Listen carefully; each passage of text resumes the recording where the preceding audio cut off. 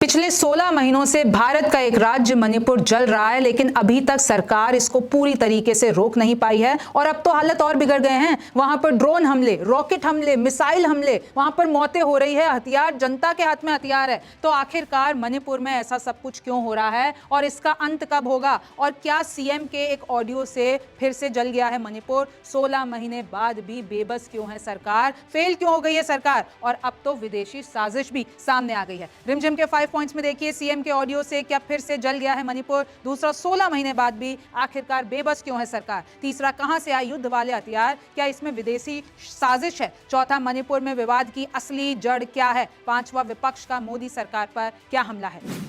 नमस्ते, मेरा नाम रिमझिम जेठानी है और आप रिमझिम के 5 पॉइंट्स देख रहे हैं। सबसे पहले आप ये देखिए कि भारत के नक्शे में अगर मैं आपको बता देती हूँ तो मणिपुर यहाँ पर है। अगर और जूम इन कर देती हूँ तो अगर आप आसपास देखेंगे तो देखिए जो बॉर्डर्स है वो म्यांमार से भी लगती है, बांग्लादेश से भी लगती है। और अगर ये जितने भी स्टेट्स हैं, कैसे जैसे मणिपुर ये रहा, तो नागालैंड पास में, असम पास में, मेघालय पास में, त्रिपुरा पास में। और अगर आप न्यू दिल्ली यानी हमारी राजधानी से इसका डिस्टेंस देखते हैं तो 25 किलोमीटर और क्लोजली मैं आपको मणिपुर का ये पूरा का पूरा मैप दिखा देती हूँ। और देखिए, सबसे पहला सवाल है कि सीएम के एक ऑडियो से क्या फिर से जल गया है मणिपुर? तो देखिए, सितंबर 1 से लेकर अब तक 11 से 12 लोगों की मौत हो चुकी है। और जब ये पिछले साल से हिंसा शुरू है तब से अब तक 200 से ज्यादा लोगों की मौत हो चुकी है। 16 महीने हो गए हैं, लेकिन मणिपुर की हालत बद से बदतर होती जा रही है। अब तो ड्रोन से हमले होने लगे हैं, भारी हथियार लोगों के पास हैं, सेना पर हमले हो रहे हैं, पूर्व सीएम के घर पर रॉकेट से हमला हो जाता है, राज्यपाल के घर रॉकेट से हमला हो जाता है, कर्फ्यू लग गया है, इंटरनेट बंद है, छात्र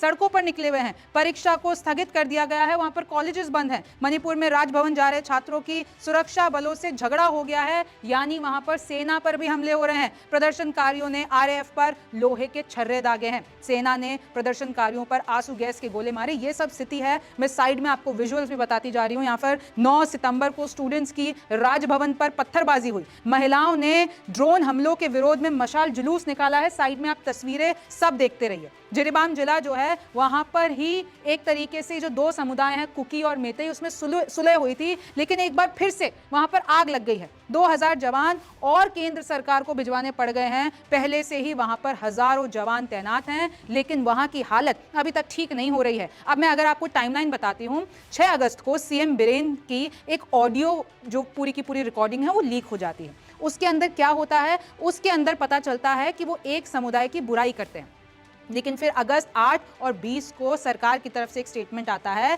कि ये जो ऑडियो वायरल हुई है वो एडिट की गई है, वो डॉक्टर्ड है और वो फेक वीडियो है। लेकिन जो आग लगनी थी वो लग चुकी थी। सबको लगा कि सीएम बीरेन सिंह एक कम्युनिटी के खिलाफ है, और इसके बाद जितने भी दंगे थे वो और ज्यादा उधर सिविल अनरेस्ट आ गया। सिविल अनरेस्ट फैलाने के लिए फैलाई गई ऑडियो। ये दावा किया जा रहा है सरकार की तरफ से कि ये फेक वीडियो इसलिए फैलाई गई ताकि ये सब कुछ हो पाए। सीएम ऑडियो लीक होने के बाद हिंसा इतनी भड़क गई कि आज देखिए वहां पर ड्रोन हमले हो रहे हैं। सीएम बीरेन सिंह है जो कि मेतई समुदाय से आते हैं, और वहां पर लोग आरोप लगाते हैं कि जो दूसरा समुदाय है, कुकी और जो समुदाय है, उसके खिलाफ हैं ये। अगर अगस्त 12 की मैं बात करती हूं तो सीएम का ऐलान होता है कि हम थदौ समुदाय से सुलह कर लेंगे, लेकिन 2 दिन बाद क्या होता है? थदौ समुदाय के लोग कहते हैं कि हमने ऐसा कोई बयान नहीं दिया है, ऐसी कोई पीस टॉक नहीं हुई है।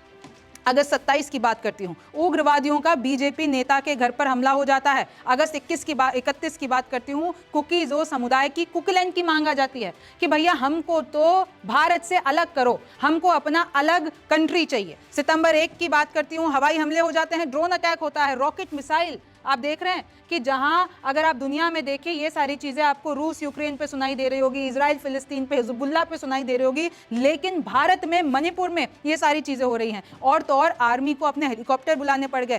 पहली बार इतना बवाल सामने आया है। तो आपके मन में सवाल आ रहा होगा कि आखिरकार प्रदर्शनकारियों की मांगे क्या है? तो देखिए, एक तो जो जवानों की तैनाती वहां पर हो रखी है उनसे नाखुश हैं लोकल लोग।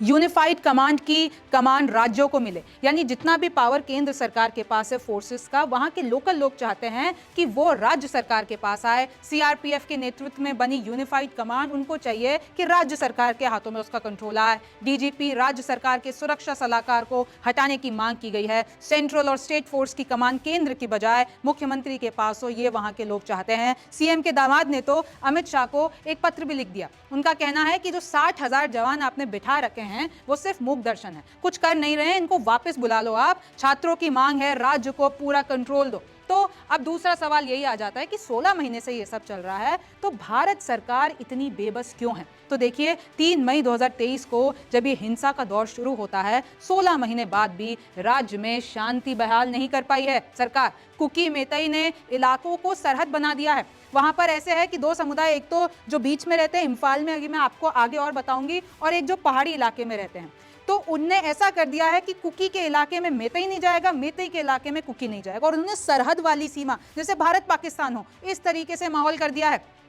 सैनिक, अर्धसैनिक, पुलिस बल 60,000 से ज्यादा वहां पर है, 200 से ज्यादा मौतें हो चुकी है। आबादी वहां पर आप जानते हैं कितनी है, 35 लाख लोग, और 60,000 वहां पर तैनात हैं जवान। ट्राइबल उग्रवादियों ने अभी ऐसा दावा किया जा रहा है कि पूरी की पूरी हिंसा भड़काई है। और अगर मैं वहां पर आपको क्षेत्रफल बता देती हूं, तकरीबन 22,000 स्क्वायर किलोमीटर, उससे ज्यादा। अगर आपको मैं इसको एग्जाम्पल की तरह बताऊं तो कोलकाता जितना है सिटी एक, उतना ही पूरा मणिपुर है, यानी पूरा राज्य है। लेकिन 16 महीनों से जल रहा है, लेकिन सरकार कुछ नहीं कर पा रही है। सीएम बीरेन सिंह ने गवर्नर को 8 मांगे सौंपी हैं। उसमें सीएम बीरेन सिंह, जो कि खुद वहां पर आपको पता है कि बीजेपी की सरकार है, बीजेपी के नेता हैं सीएम बीरेन सिंह, उन्होंने कहा है राज्य सरकार को पावर और जिम्मेदारियों देने की बात की है। कुकी उग्रवादियों के साथ सस्पेंशन ऑफ ऑपरेशंस यानी SSO समझौते को रद्द करने की मांग की गई है, ताकि कुकी लोगों पर कार्रवाई की जा सके। NRC की प्रक्रिया शुरू करो और जितने भी अवैध प्रवासी यहां पर आके बसे हुए हैं, इलीगल इमिग्रेंट्स, उन सबको बाहर निकालो। दोनों समुदाय के पास युद्ध वाले हथियार आखिरकार कहां से आ जाते हैं? अगला पॉइंट हमारा यही है कि ऐसे घातक हथियार, बड़े बड़े हथियार आखिरकार आ कहां से रही है? हवाई बमबारी हो रही है, RPG और अत्याधुनिक हथियार आ रहे हैं। अगर आप देखेंगे sniper rifle, pistol, grenade, hand grenade, advance हथियार कहां से आ रहे हैं? थानों और सेना से लोग लूट रहे हैं हथियार। यानी वहां पर इतनी स्थिति खराब है कि जवान भी वहां पर एक तरीके से सुरक्षित नहीं है, क्योंकि जितने भी लोकल लोग हैं वो पुलिस थाने में जाकर, जवानों के पास जाकर उनसे ही उनके हथियार लूट रहे हैं। पड़ोसी देशों से मणिपुर में अवैध हथियारों की सप्लाई भी हो रही है। एक और एंगल सामने निकल कर आया कि वो हमारे जवानों से तो लूट ही रहे हैं, अपने खुद के जवानों से, लेकिन पड़ोसी देशों से भी उनके पास अवैध हथियार पहुंचाए जा रहे हैं। ड्रग्स माफिया और बाहरी तत्वों का रोल पाया गया है और NIA इस पे जांच कर रही है। सेना को एंटी ड्रोन सिस्टम तैनात करने पर मजबूर होना पड़ा है। न्यू टेक्नोलॉजी वो लोग इस्तेमाल कर रहे हैं, क्योंकि जनता के पास इतने भारी भारी हथियार हैं। पहाड़ों और घाटियों में लोगों को बनाने पड़े हैं बंकर। आपने ये बंकर वाला कॉन्सेप्ट सुना होगा। जब आप ये देखेंगे यूक्रेन, रशिया या इजराइल में जैसे बंकर्स बने हैं, वैसे बंकर्स बनाने पड़ रहे हैं। मेघालय सीएम को लग रहा है डर, और उनका ये कहना है कि केंद्र को अब एक्शन लेना चाहिए, क्योंकि अगर मणिपुर में ऐसे हालात है तो हो सकता है कि ये पूरा का पूरा जो मामला है आसपास के राज्यों में भी पहुंचे। म्यांमार के कई आतंकी गुट मणिपुर में हिंसा भड़काते हैं, ऐसा दावा किया जा रहा है। योजना यह है कि मणिपुर को भारत से अलग करना है।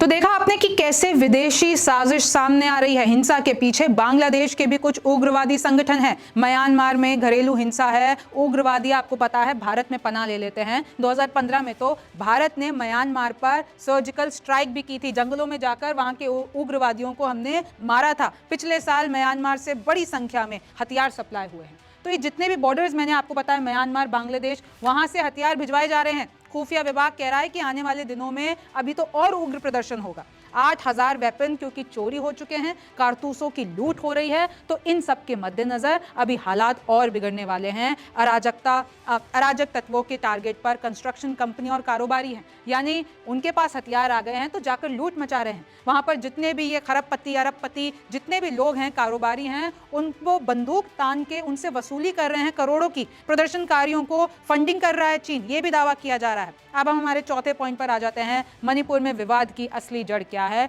तो देखिए, अभी मैं आपको एक छोटी सी वीडियो भी कहानी की तरह बता देती हूँ, लेकिन एक बार मैं आपको ब्रीफ भी कर देती हूँ। वहाँ पर दो समुदाय की जंग है। एक तो मैतेई लोगों की संख्या लगभग 53% है और वो बीच में इम्फाल घाटी में रहते हैं, लगभग 10% इलाके में, और आदिवासी नागा कुकी की 40% पूरी की पूरी आबादी है और वो आसपास के पहाड़ी इलाकों में रहते हैं। 60,000 से ज़्यादा संख्या में लोग राहत शिविरों में रहने के लिए मजबूर हो गए हैं, क्योंकि उनके घर जल चुके हैं। मैतेई को ST दर्जा देने की मांग से शुरू हुआ था विवाद, जब कोर्ट ने कहा था पिछले साल कि मैतेई को भी आप दे दो ST दर्जा, लेकिन उसके बाद यूटर्न भी लेना पड़ा था। मई 4 की बात है, 2 महिलाओं की नग्न परेड हुई थी। आप सब ने वो विजुअल देखा होगा, हमने शोज किए थे पिछले साल, इस पर कितना बवाल हुआ था। और जब ये मई में होती है घटना, लेकिन जुलाई में सामने आता है, मतलब सिस्टम फेलियर। इतने दिन तक ये घटना सामने ही नहीं आई और अचानक से सोशल मीडिया पर ये तस्वीर आप सामने देख रहे हैं, साइड में देख रहे हैं, पूरे सोशल मीडिया पर वायरल हो जाती है और फिर उसमें खुलासे भी होते हैं। खुलासे ये होते हैं कि पुलिसकर्मियों ने ही 1000 लोगों की भीड़ के हवाले कर दिया था उन 2 महिलाओं को और इसके पीछे सीबीआई ने बहुत सारे खुलासे किए थे। और उनकी उम्र क्या थी? एक की 20 साल, एक की 40 साल और एक तो कारगिल जवान की पत्नी थी। मणिपुर के अगर मैं आपको बताती हूँ कि पॉलिटिक्स क्या है, उसमें 60 विधायकों में से 40 विधायक तो मेतई समुदाय के हैं और 20 विधायक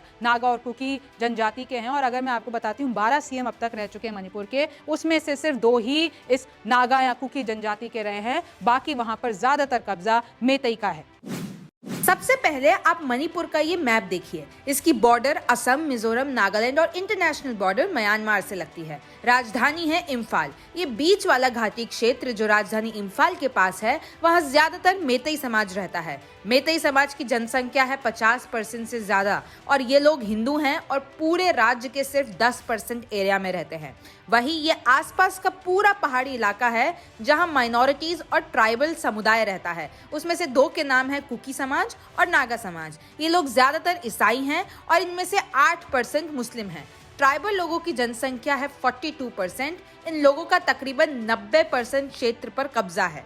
मेजॉरिटी में होने के बावजूद मेतई यानी हिंदू लोगों को 90% पहाड़ी इलाकों में घर लेने का अधिकार नहीं है क्योंकि उनके पास एसटी का दर्जा नहीं है। लेकिन अगर माइनॉरिटीज यानी ईसाई और मुस्लिम लोग चाहें तो वो इम्फाल के पास ये वैली या घाटी वाले एरिया में बस सकते हैं। ये सब आपको पहले इसलिए बताया है क्योंकि मणिपुर में ये मुद्दा सारे फसाद की जड़ है। दरअसल 2 समुदाय के लोगों के बीच की लड़ाई है। एक है कुकी समाज जिसकी आबादी 16% है और दूसरा है मेतई समाज जिसकी आबादी 53% है। जंग के पीछे का कारण है जनजाति समाज का दर्जा। अब दूसरा है कि आखिर मणिपुर में हिंसा क्यों शुरू हुई। ये बात शुरू हुई 27 मार्च 2023 को जब मणिपुर हाई कोर्ट ने कहा कि मेतई समाज जो वहां पर मेजॉरिटी में है उसको एसटी का शेड्यूल्ड ट्राइब का दर्जा दे दिया जाए। लेकिन इस बात से जो कुकी समाज है वो नाराज हो गया, वो लोग वहां पर माइनॉरिटीज हैं। इस नाराजगी के पीछे का कारण है कि अगर मेजॉरिटी वाले हिंदुओं को भी एसटी का दर्जा मिल जाएगा तो माइनॉरिटी वाले ईसाइयों और मुसलमानों का क्या होगा। कुकी समाज कहता है कि पहले ही हिंदुओं का हर क्षेत्र में दबदबा है, वो सियासत, पढ़ाई और नौकरियों में आगे हैं। अब अगर उनको भी आरक्षण मिलने लगेगा तो हम तो बर्बाद हो जाएंगे। इस पर मेतई लोगों का कहना है कि मेजॉरिटी में होने के बावजूद भी हमारे पास राज्य का बस 10% क्षेत्र है और दूसरी माइनॉरिटीज जातियों के पास 90%। ये इसलिए क्योंकि हमारे पास एसटी का दर्जा नहीं है। इस वजह से हम पहाड़ी इलाकों में रह भी नहीं सकते हैं। कोर्ट के फैसले के बाद 3 मई को मणिपुर में कुकी और दूसरे जनजातीय समुदाय ने एक रैली निकाली। कुकी समाज की मांग थी कि मेतई समुदाय को जनजाति का दर्जा नहीं दिया जाए। इसी मांग के विरोध में कुकी समाज ने हिंसक रैली निकाली और मेतई समुदाय पर हमले किए। इसके जवाब में मेतई समुदाय के लोगों ने भी कुकी समुदाय के लोगों के घर जला दिए और उन पर हमले किए। लोगों को अपने घर छोड़ने पड़े। अब देखिए, मणिपुर की जनसंख्या लगभग 30 से 35 लाख है। यहाँ मुख्य तौर पर 3 समुदाय के लोग रहते हैं। पहला है मेतई जिसकी पॉपुलेशन है 53% और ये लोग ज्यादातर हिंदू हैं और ये इम्फाल घाटी में इन लोगों का घर है और ये बहुसंख्यक हैं। फिर आते हैं कुकी जो 16% हैं। ये ज्यादातर ईसाई है, इनका पहाड़ी इलाकों में घर है और ये अल्पसंख्यक हैं। फिर आते हैं नागा समुदाय जो कि 24% हैं। ये लोग ज्यादातर ईसाई और कुछ मुस्लिम हैं। पहाड़ी इलाकों में इन लोगों का घर है और ये भी अल्पसंख्यक है। 5वां पॉइंट हमारा यह है कि विपक्ष का मोदी सरकार पर क्या हमला है। तो देखिए, हमेशा विपक्ष एक ही बात कहता है कि आज 16 महीने हो गए हैं, पीएम मोदी कहाँ हैं, पीएम मोदी क्यों नहीं जाते मणिपुर। और वहाँ के लोग भी ये सवाल पूछ रहे हैं और कहीं ना कहीं हर कोई ये सवाल पूछ रहा है कि पीएम मोदी क्यों नहीं जाते हैं, सीएम वीरेंद्र सिंह को क्यों नहीं हटाया। जब इतना सब कुछ हो गया तो उनसे उनका सीएम पद क्यों नहीं लिया गया। और तो और संजय राउत कहते हैं कि मोदी, शाह, नीतीश, नायडू पर उन्होंने हमला किया है कि नीतीश और नायडू ने क्योंकि बीजेपी को समर्थन किया है, एनडीए सरकार को समर्थन किया है, इसलिए कहीं ना कहीं नीतीश और नायडू भी जिम्मेदार है इस हालत के लिए कि उन्होंने इस तरीके से बीजेपी को सत्ता में बिठाया है। अब आप जरा सुनिए सुप्रिया श्रीनेत क्या कहती हैं। और उसके बाद राहुल गांधी भी जब मणिपुर गए थे तो क्या हुआ था। 16 महीने हो गए और मणिपुर जल रहा है। 16 महीने से इस देश का एक राज्य हिंसा की ग्रस्त में है। वहां पर हर तरह की अगजनी, लूट, हत्याएं हो रही हैं। 16 महीने से जलते हुए मणिपुर में अब एक नई तरह की हिंसा भड़क उठी है। पिछले 10 दिन में मणिपुर में करीब 11 से 12 नई हिंसा में भड़की करीब 11 से 12 मौतें हुई हैं। मणिपुर में एमेच्योर गन्स की जगह अब आरपीजी लहराई जा रही है।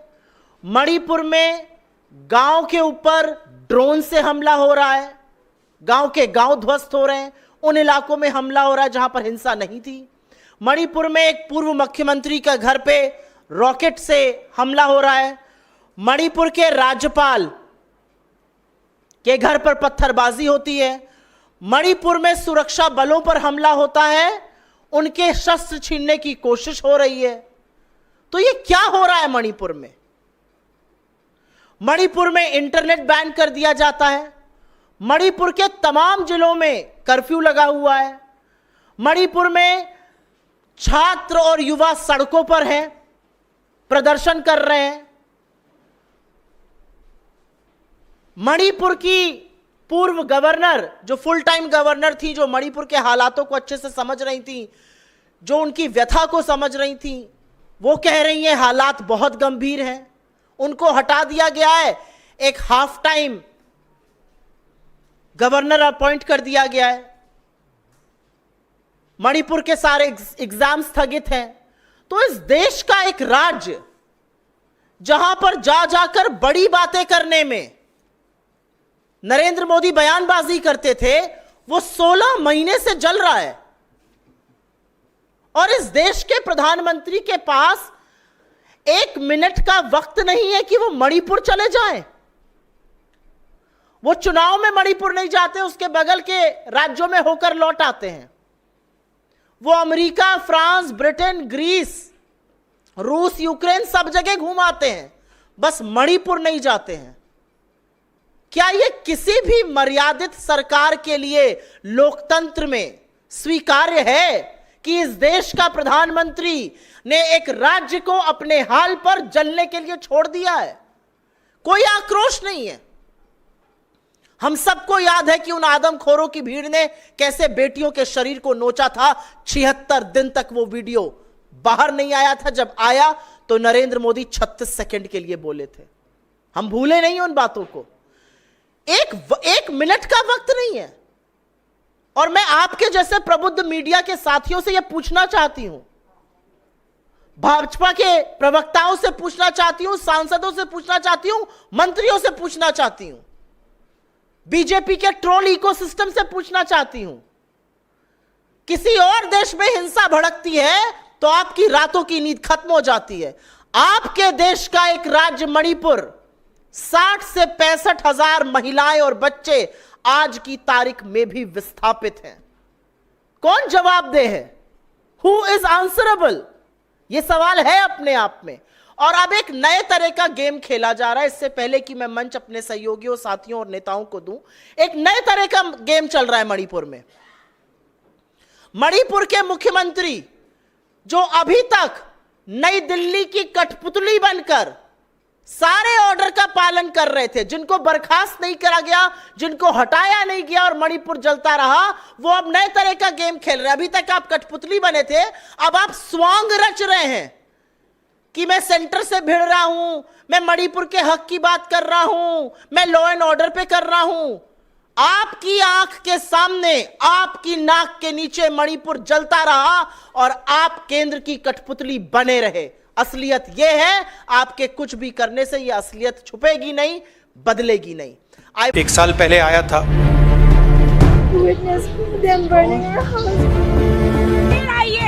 फिर आइए और अब आया हूँ, मगर दुख की बात है कि वो इम्प्रूवमेंट नहीं हुआ। आज भी घर चला है हमारे वहाँ पे। आज सुबह भी हुआ है वहाँ पे। ये बम ब्लास्ट किया है।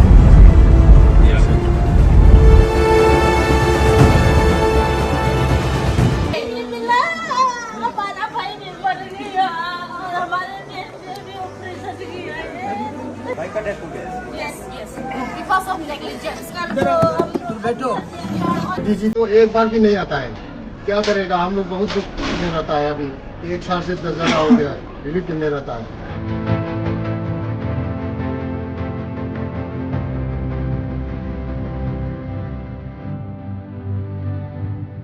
आप बार बार आया है यहाँ हमारे सुख दुख में बांटने के लिए। आपको शुक्रिया अदा करना, आपको आज एक वादा भी करना है हम लोगों के लिए, हमारे लिए लड़ना है, आपको हमारे लिए लड़ेंगे ना साथ।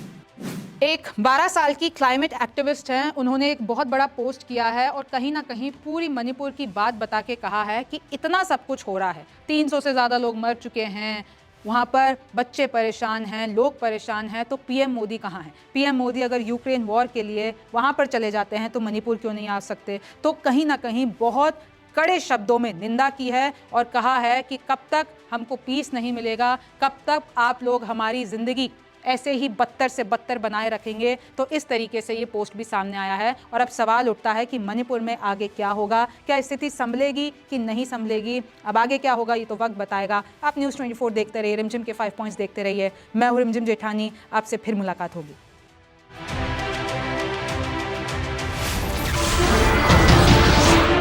नमस्कार, मैं हूं मानक गुप्ता। अगर आपको हमारा ये वीडियो पसंद आया हो तो इसे लाइक और शेयर जरूर करें और हाँ, हमें सब्सक्राइब और फॉलो करना ना भूलें ताकि आप देश और दुनिया की कोई खबर मिस ना करें। तो जुड़े रहिए हमारे साथ और देखते रहिए